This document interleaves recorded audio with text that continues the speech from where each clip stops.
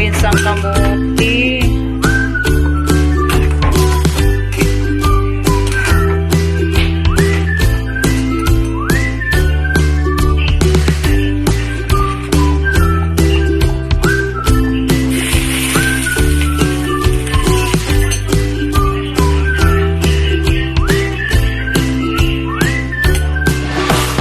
Patayin na ang apoy.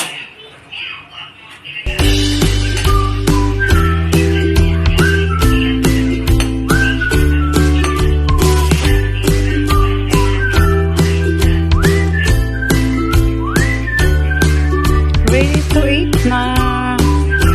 Thank you for watching. Sana may nagustuhan kayo at subscribe na rin sa aking channel, Jebagabihan